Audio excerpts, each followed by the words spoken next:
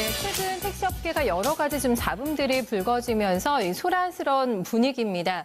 이러한 상황에서 좀 한국형 스마트 모빌리티의 새바람을 불러일으키겠다는 포부와 함께 등장한 이 마카롱 택시에 많은 이목이 집중이 되고 있는데요.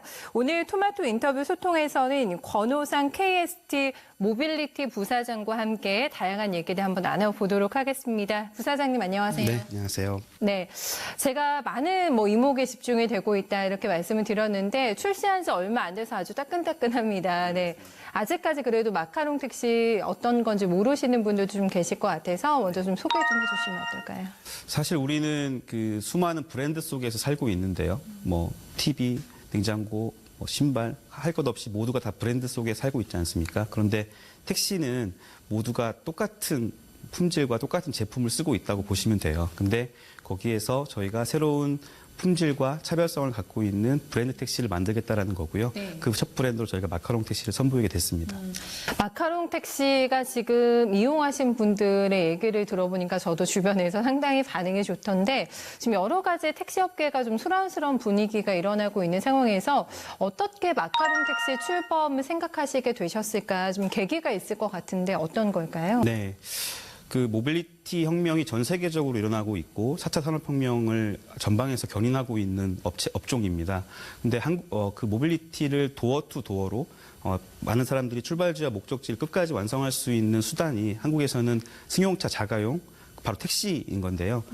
택시가 한국에서는 좀 외면받는 부분들이 없지 않습니다. 네. 불친절한 부분들, 승차 거부라든지 여러 가지 불쾌한 경험들이 있으셔서 인식이 좋진 않지만 사실은 우리나라의 교통 환경 속에서는 택시가 가장 유효한 수단으로 자리 잡을 수 있다. 그리고 거기에 ICT 기술이라든지 여러 가지 저희의 변화들을 일으켜내면 모빌리티 이 혁명 속에서도 주도할 수 있는 분위기가 될 수 있겠다는 판단에서 저희가 이 택시를 가지고 스마트 모빌리티에 도전하게 됐습니다. 품질을 더 끌어올리겠다 만족감을 그게 바로 아마 스마트화가 되지 않을까 싶은데요. 구체적으로 어떻게 좀 바뀌는 건지 그 내용이 좀 궁금하네요.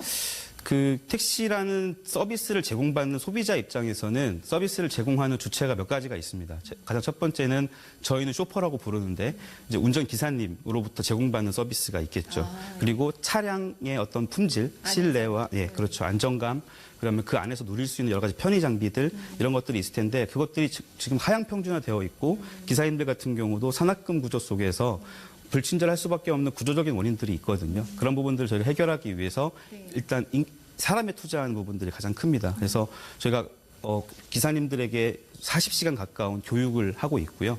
40시간이라는 시간은 사실은 운송업체 입장에서는 굉장히 부담되는 그분들이 운행을 뛰어야 시간이네요. 되는데 교육을 받게 하는 정도의 투자인 거고요. 40시간이요? 네, 그다음에 계속해서 재교육도 일어날 거고 처우에 투자를 많이 해서 그분들이 오랫동안 근무하게 하면서 서비스 품질을 계속해서 끌어올리려고 하는 부분들이 가장 큰 투자라고 볼 수 있겠고 두 번째는 아까 말씀하신 것처럼 택시가 보다 스마트하게 운행할 수 있도록 기술 투자를 하고 있습니다. 그래서 저희 자체적인 앱도 개발하고 있고 그다음에 택시 기사님들이 더 효율적으로 운행할 수 있는 어떤 AI라든지 빅데이터 분석을 통한 예측 택시라든지 이런 서비스들을 준비하면서 저희 입장에서는 더 효율적인 운행 그리고 소비자들 입장에서는 더 편리한 그리고 훨씬 더 안정적인 그런 서비스를 제공할 수 있는 환경을 만들고자 하는 게 저희의 핵심적인 전략이라고 볼 수 있겠습니다. 네, 여러 가지 변화들이 나타날 것 같은데 사실 마카롱 택시의 가장 큰 핫 이슈가 산학금을 없앤다라는 부분인 것 같아요. 네, 여기에 대해서는 일각의 우려도 상당히 있고 여기에 대해서 어떻게 생각하시는지가 정말 궁금하고 사실 여러 가지 부작용이 잇따를 수 있다라는 부분들을 저희가 생각을 해볼 수가 있을 것 같은데 거기에 대한 또 대책은 어떻게 세우고 계신지가 좀 궁금해요. 네, 사실은 산학금은 회사 입장에서는 굉장히 편한 제도일 수 있습니다. 안정된 수익을 기사님의 여러 가지 희생을 통해서 만들어낼 수 있는 부분이겠지만 저희가 서비스 품질의 차별화를 내세우고 있는 만큼 기사님이 제공하는 서비스가 절반 이상이 될 거거든요. 그러면 그 기사님 저희는 쇼퍼라고 이제 한 단계 올려서 투자를 하고 있기 때문에 명칭이 쇼퍼라고. 네, 쇼퍼입니다. 예. 쇼퍼 얘기를 따로 해야 될 것 같은데요. 네, 쇼퍼는 이제 영국 왕실에서 비롯된 단어입니다. 그래서 일반 운전기사가 아닌 전문적인 운송 서비스를 제공하는 직함을 가리키고 있고 그런 뜻이군요. 네, 서구에서는 지금 굉장히 전문직으로 고수익을 얻는 굉장히 어려운 관문을 통과해야만 얻을 수 있는 직책이고 지상의 파일럿 이런 별명도 갖고 있고요. 흔히들 왜 회장님 차, 큰 차를 가지고 저희가 쇼퍼 드리븐 카라고 하고 작은 차들은 오너 드리븐 카라고 하거든요. 그러니까 쇼퍼가 어떤 개념인지 이해하실 수 있을 것 같고요.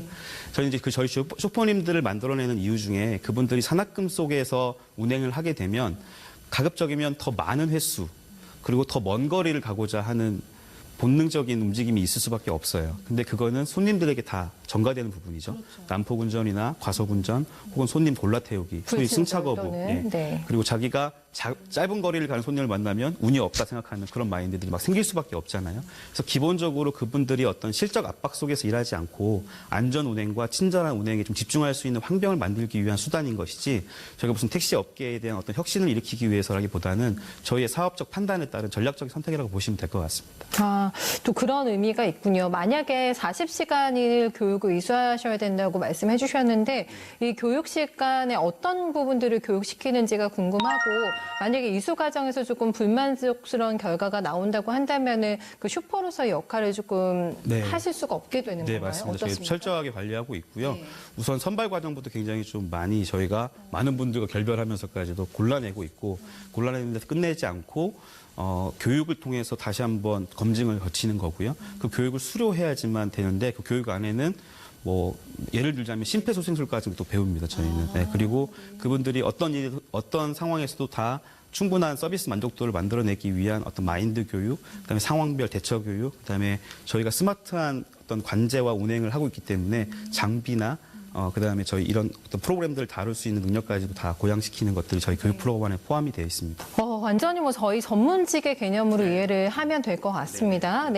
사실 요즘에 택시업계가 많이 조금 시끄럽습니다. 여러 가지 안 좋은 사건들도 좀 많이 발생하고 이런 상황인데 마카롱 택시가 이 택시 업계에 어떤 좀 변화, 파장을 일으킬지가 궁금해요. 좀 내부적인 계획과 목표도 좀 있으실 것 같은데 어떨까요? 택시는 사실 세 가지를 잘 관리하고 세 가지를 잘 억제하면 좋은 수익 모델을 만들어낼 수 있는 아주 좋은 교통수단이 될 수 있어요. 사실은 택시가 100대를 갖고 있는 회사라고 가정을 했을 때 그 100대의 택시가 다 도로에 나갈 수 있어야 되거든요. 그럼 기사님이 200분이 계셔야지 주야간 교대를 하면서 택시가 쉬지 않겠죠. 그런데 지금 한국 택시의 현실을 보면 서울 같은 경우에는 60% 미만대의 가동률이거든요.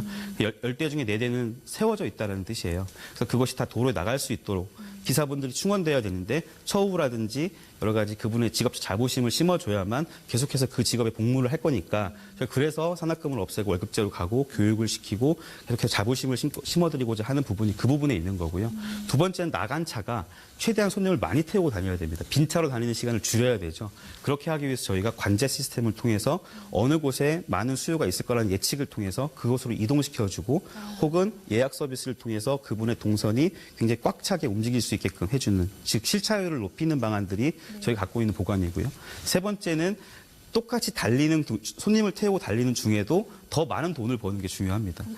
미터 요금만 딱 받을 것이 아니라 여러 가지 서비스를 제공함으로써 그 서비스 피해를 더 받는 거죠. 뭐 예약 요금을 붙인다든지 아니면 뭐 아침에 샌드위치를 배달해 준다든지 여러 가지 기타 서비스를 통해서 더 많은 수익을 얻어내는 부분이 되면 택시는 인건비에 대한 투자를 아끼지 않고 해도 수익성이 생길 수 있다고 보고 있고요. 아까 말씀드렸던 전기택시라든지 수소택시로 전환을 시키면서 연료비를 절감하고 그다음에 첨단 안전사양을 붙여서 사고율을 떨어뜨리면 택시는 굉장히 큰 보험료 부담이 있는데 보험료 부담 떨어뜨릴 수가 있고요. 그러면 비용은 절감하고 수익은 극대화시키는 방식으로 가면 저희가 충분히 이런 한국 택시 안에서 굉장히 기형적 모델로 들어가는 것 같지만 어찌 보면 굉장히 상식적 판단이라고 볼 수 있는 부분이고요. 이런 저희의 변화들을 브랜드로 공고히 한 다음에 지금 같이 하고 계신 택시 업계에 저희가 어떤 브랜드 운송 가맹 사업을 통해서 프랜차이즈로 묶어낼 수 있다고 봅니다. 그럼 저희의 시스템을 도입하시고 저희가 제공하는 서비스들을 같이 제공하면서 더 공급단을 넓혀내면서 같이 상생할 수 있는 부분들이 만들어질 거라고 보고요. 제가 첫 발을 내딛고 있지만 올해 안에 1,000대 정도의 직영 택시를 확장을 시킬 거고 가맹 택시도 한 10,000대 정도를 모아서 유의미한 정도의 지나다니면서 계속 눈에 띌 수 있을 정도의 공급량을 늘려내려고 하고 있습니다. 출시한 지 며칠 되지 않았지만 올해 안에 좀 포부를 또 얘기해 주기도 하셨는데 좀 장기적인 비전은 어떻게 가지고 계신지 마지막으로 한번 여쭤볼게요. 네. 한국의 교통 환경을 보면 정말 촘촘하게 대중교통이 발달되어 있습니다. 특히 수도권을 보면 2시간 안에 수도권의 끝에서 끝까지 대중교통만으로 이동할 수 있거든요. 전 세계적으로 유례 없을 정도의 발달된 수준이고요.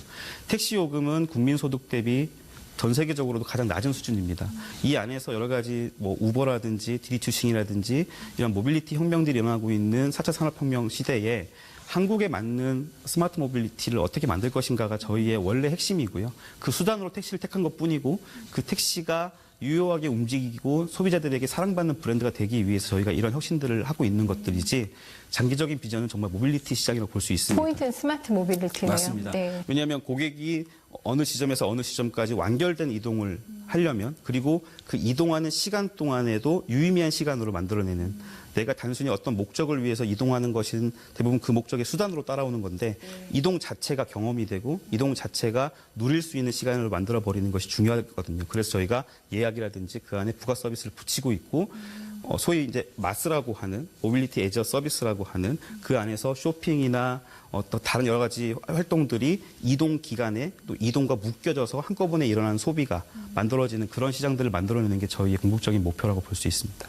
네, 알겠습니다. 여러 가지 뭐 변화와 또 시동을 걸고 계신 것 같아서 뭐 새바람을 불러올 거라는 확신이 저도 얘기하다 보니까 좀 생기게 되는데요. 많은 기대 가지고 저희 지켜보도록 하겠습니다. 부사님 오늘 말씀 잘 들었습니다. 네, 감사합니다.